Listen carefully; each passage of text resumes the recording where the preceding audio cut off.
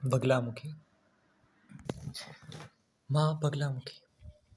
माता बगलामुखी का जो साधना है, इनके जो मंत्र हैं, इनकी साधना खास तौर पर स्तंभन, आकर्षण, वशीकरण, इन चीज़ों के लिए की जाती है। माँ बगलामुखी के बारे में जैसे हम कुंडिका तंत्र में और अलग अलग तंत्रों के अंदर जो किताबें आती हैं, उनके अंदर जब हम बात करते हैं, हमारे शास्त्रों की बात करते हैं, तो उनमें कलयुग की जागृत पीताम्बरा कहा जाता है इन्हें।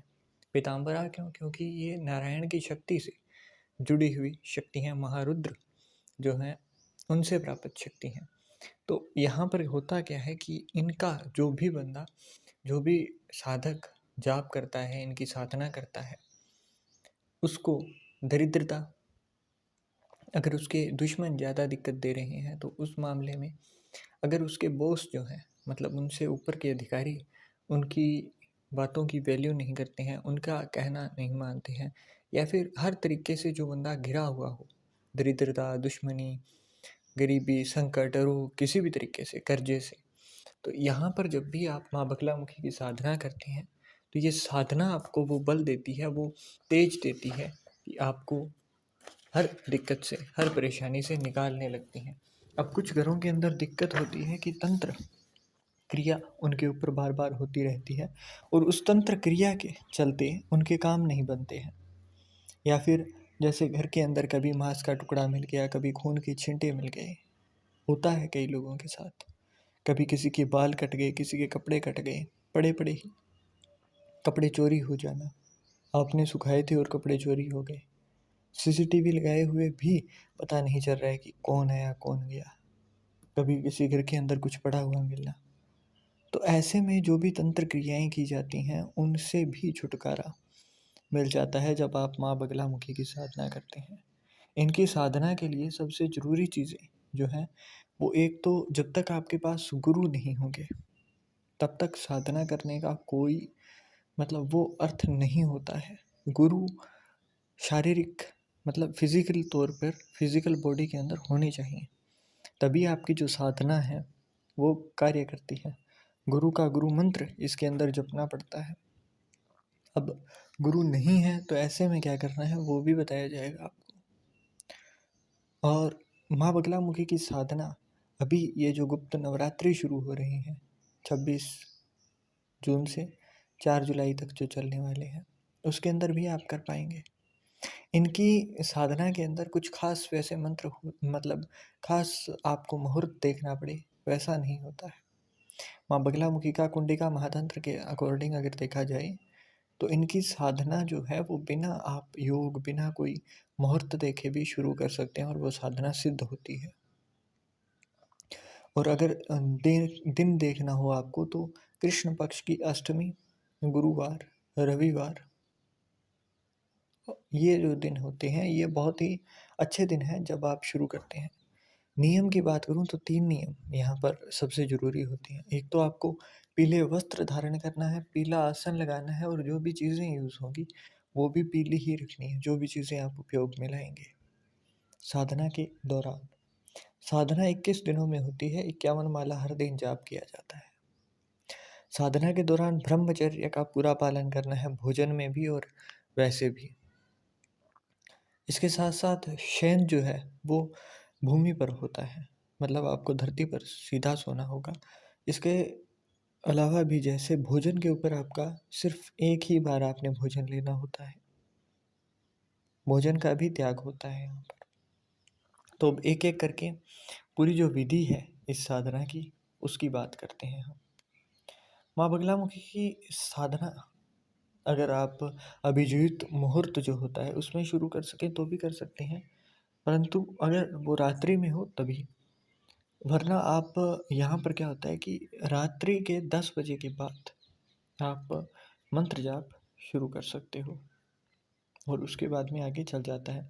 मंगलवार को भी ये साधना शुरू कर सकते हो आप, या फिर बगलामुखी माता की जब जयंती आती है उस दिन भी आप ये साधना की शुरुआत कर सकते हो। अब करना क्या है, स्नान वगैरह सब कुछ करके आपको पीले आसन पर बैठ जाना है और पश्चिम या फिर दक्षिण दिशा में आपका मुख करना है। सामने एक बाजोड़ रखना है, उसके ऊपर माँ बगलामुखी का यंत्र और चित्र रखना है। चावल पर एक चावल और एक सुपारी गणेश जी के नाम से प्रतिमा के रूप में, और काले तिल की एक ढेरी साइड में लगा देनी है, जो कि काल भैरव जी के रूप में स्थापित की जाएगी। प्योर घी, प्योर का मतलब प्योर ही होना चाहिए। अगर वैसे ना मिले तो आप घर के अंदर बना सकते हैं, है ना। दही जमा कर उससे जो घी निकलता है वही यहाँ पर यूज़ होता है, मलाई वाला नहीं। प्योर घी और धूप, धूप का मैं कहता हूँ तो अगरबत्ती नहीं होती है, ये गूगल धूप या फिर जो सीधी धूप आती है जिसको हम हाथ में बट कर फिर लगाते हैं, वो धूप लगानी है। और उसको जलाकर फिर आपने दीप जलाना है और फिर आपने मंत्र शुरू करना है। अब गुरु मंत्र जो भी आपको मिला है उसको पहले 4 माला जाप करना है। परंतु गुरु मंत्र से पहले भी कुछ चीज़ें की जाती हैं जो कि नया साधक हो तो कई बार नहीं पता होता है। आप जिस भी धरा के ऊपर, जिस भी ज़मीन के ऊपर बैठकर मंत्र कर रहे हैं तो वहाँ की लोकपाल, क्षेत्रपाल जिन्हें कहा जाता है वो होते हैं, वहाँ के भूमिया होते हैं। वहाँ पर जो भी उस स्थान विशेष के देवी देव हैं उनसे पहले आज्ञा ली जाती है।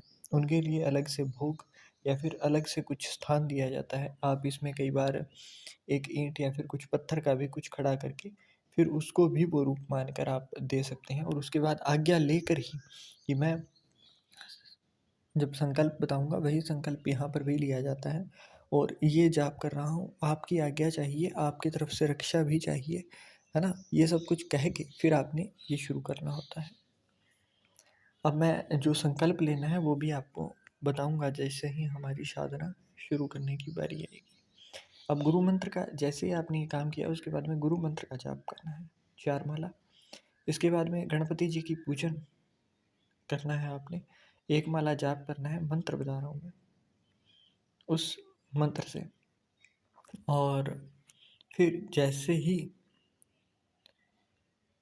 आप ओम वक्रतुंडाय हूँ इस मंत्र से गणपति जी से आज्ञा मांगनी है, ये जाप करके 1 माला, कि मेरी पूजा निर्विघ्न हो जाए। अब भैरव जी की आज्ञा और पूजन। ओम हूँ जू स मृत्युंजय भैरवाय नमः। अब संकल्प लेना है कि मैं 1 माला अपना नाम अमूक गोत्र, अपने गुरु का नाम अमूक गोत्र लेते हुए 21 दिन तक 51 माला का जाप नित्य करूँगा। हे माता, आप मेरी साधना को स्वीकार करें और मेरी साधना को सफल बनाएं। आशीर्वाद स्वरूप मेरी इस साधना को सिद्ध कर इस मंत्र की शक्ति और आपका अंश मेरे अंतरात्मा में स्थापित करें। ये संकल्प आपने दाएं हाथ के अंदर पानी लेकर करना है, और इसके बाद में जब आप संकल्प पूरा करेंगे इस जल को आपने ज़मीन पर छोड़ देना है। अब हल्दी, चावल, पीले पुष्प से पूजन करना है जो सामने आपके माँ बगलामुखी का यंत्र है उनका। इसके बाद में पीले रंग के ही मिष्ठान का भोग लगाना है, और इसके बाद में विनियोग मंत्र जो है उसका जाप किया जाएगा। विनियोग मंत्र का आपने 1 माला जाप करना है। विनियोग मंत्र ओम अस्य श्री बगलामुखी मंत्रस्य नारद ऋषि बृहति छंद बगलामुखी देवता हिंग बीजम स्वाहा शक्ति ओम किलंक श्री बगलामुखी वर प्रसाद सिद्ध यर्थे जपे विनियोग। यह मंत्र आपने 1 माला जाप करना है। इसका पूरा माला जो है आपको पीले हकीक की आती है वो या फिर पीले रंग की माला से जाप करना होता है। इसके बाद में ऋषियादि न्यास मंत्र ओम स्वाहा शक्तये नमः पादयों, पैरों को स्पर्श करना है। ओम ओम कीलकाय नमः नाभौ, नाभि को स्पर्श करना है। ओम श्री बगलामुखी वर प्रसाद सिद्धयर्थे जपे विनियोगाय नमः सर्वांगी, सभी अंगों को स्पर्श करना है। ओम नारद ऋषे नमः शीर्षे, सिर को स्पर्श करना है। ओम बृहति छंद नमः मुखे, मुख को स्पर्श करना है। ओम बगलामुखी देवताय नमः हृदय, हृदय को स्पर्श करना है, मतलब हार्ट को स्पर्श करना है।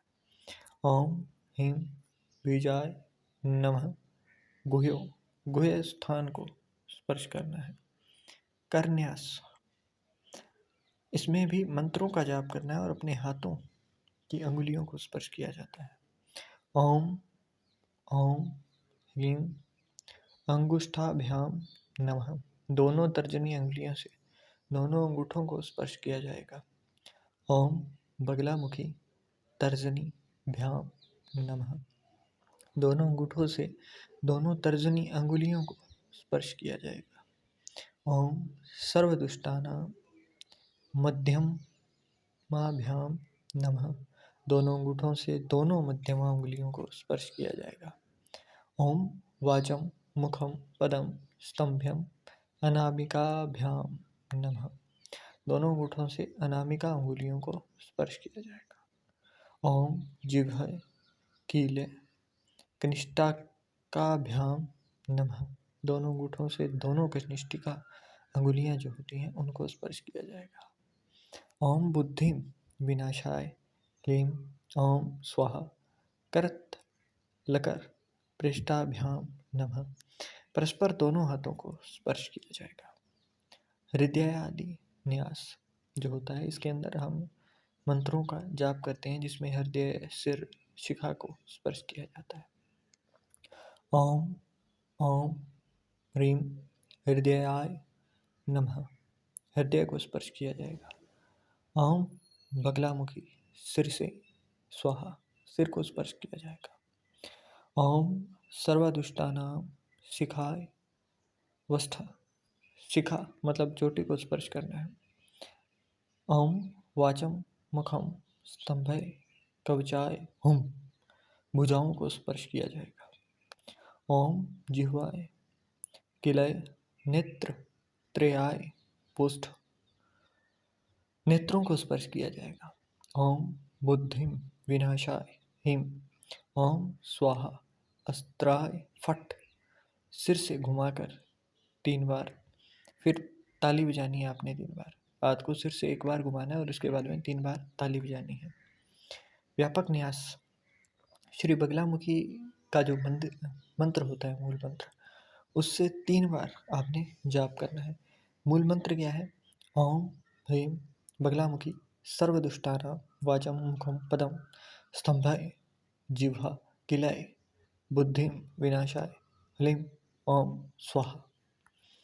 ये मंत्र आपने जाप करके फिर सामने जो आपके बगलामुखी जी का यंत्र है उसको नमन करना है, मतलब उसके बाद में आगे मंत्र पढ़ना है। ओम जयाय नमः, य याय है ना। ओम विजयाय नमः, ओम अजिताय नमः, ओम अपराजिताय नमः, ओम स्तंभिनाय नमः, ओम जृंभिणीये नमः, ओम मोहिन्ये नमः, ओम आकर्षणे नमः, ओम मंगलाय नमः, ओम ह्रीं सर्वशक्ति कमलासनाय श्री पीताम्बराय योगम पीठात्मनाय नमः। फिर ध्यान मंत्र का जाप किया जाता है। अब ये ध्यान मंत्र जो है ये भी सिर्फ 1 बार ही पढ़ना है आपको। ओम मध्य सुधांधि मणिमंडप रतनवेदी सिंहासनो परिंगता परि पीतवर्णाम पीताम्बराभरण। मंत्र जाप अच्छे तरीके से सही हिसाब से ही इसका प्रोनाउंसिएशन मतलब उच्चारण किया जाना चाहिए।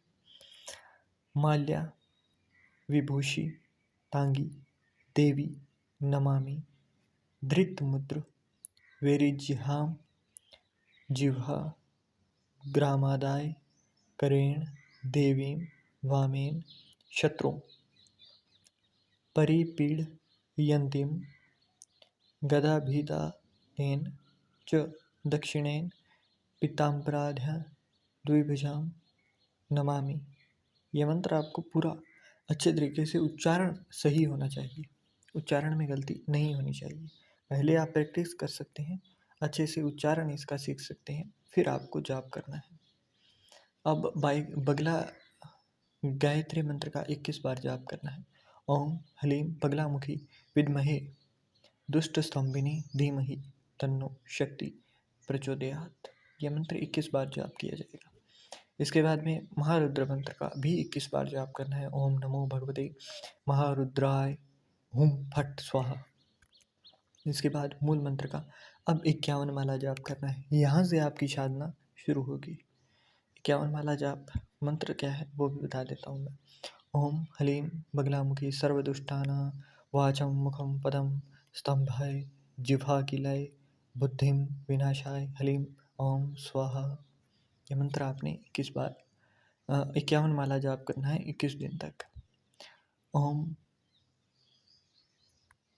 इसके बाद में जो आपके हाथ में जो आचमनी होगी वो जल को लेकर दाएं हाथ से आचमन देना है कि मंत्र जो है आप जाप करके वो आपने माता के चरणों में उस मंत्र का जाप दे दिया है। इसके बाद में एक मंत्र है जिसका जाप करना है आपने और फिर आसन को त्यागना होता है। ओम गुह्यते गुह्य गोप्त्री त्वं ग्रहण स्मत्कृतं जपम सिद्धि भरवतु मे देवी त्वत्प्रसादा नमहेश्वरी। यह मंत्र आपको पूरा जप करना है। अब होगा क्या जब आप ये मंत्र जाप करेंगे, इसके मैं आपको जो मंत्र है वो सारे के सारे लिख कर डिस्क्रिप्शन में दे दूंगा। पर अब होगा क्या जब आप मंत्र जाप करेंगे तो इसके अंदर होता क्या है, जिसके पास गुरु नहीं है या फिर जिसका इष्ट प्रबल नहीं होगा वहाँ पर उसको दिक्कत आएगी।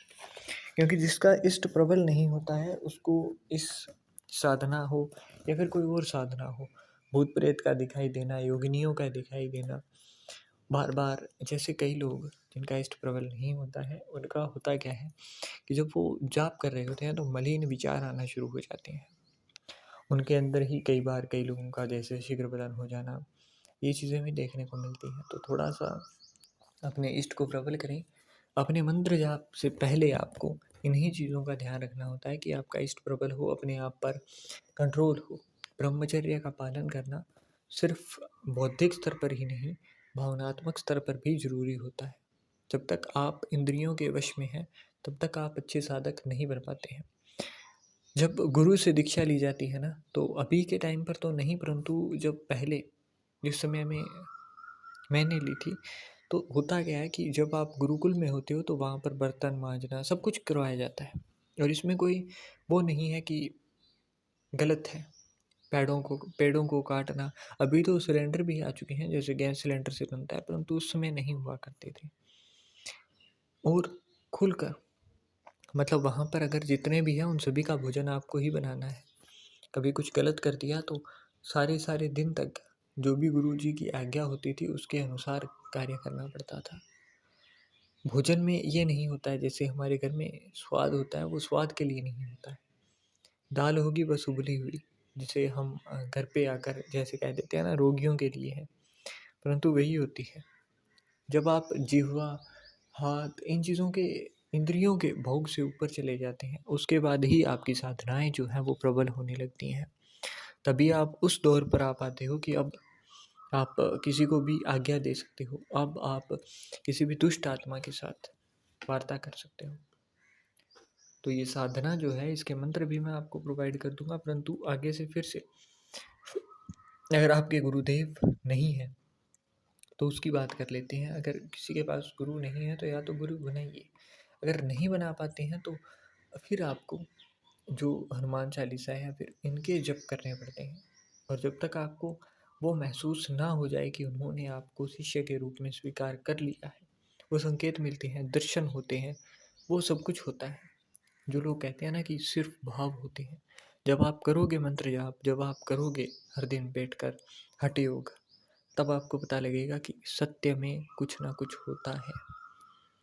ये मंत्र जाप करते हुए भी कई लोगों को झटके लगते हैं, कई लोगों के हाथ से कोई चीज़ हो वो नीचे गिर जाती है।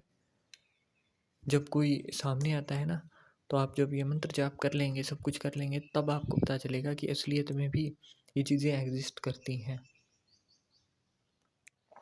और उसके बाद ये नहीं होगा कि आपको एक बार झटका महसूस हुआ, आपने फिर से कह दिया ना कि मुझे भरोसा नहीं हो रहा है, अगर आप हो तो मुझे उपस्थिति दर्ज कराओ, तो उसी क्षण में कुछ ना कुछ ऐसा हो जाएगा। जैसे अभी आपके हाथ के ऊपर या फिर पीछे से कोई नहीं है आपके आसपास, धक्का लगा, फिर से आपने कहा कि उपस्थिति दर्ज कराओ, तो फिर वो ज़ोर का धक्का एक और लगेगा। तो इसीलिए कहा जाता है कि थोड़ा-सा रक्षा मंत्रों का जाप सब कुछ करके ही फिर ही इस साधना के रास्ते में आना चाहिए, उससे पहले नहीं।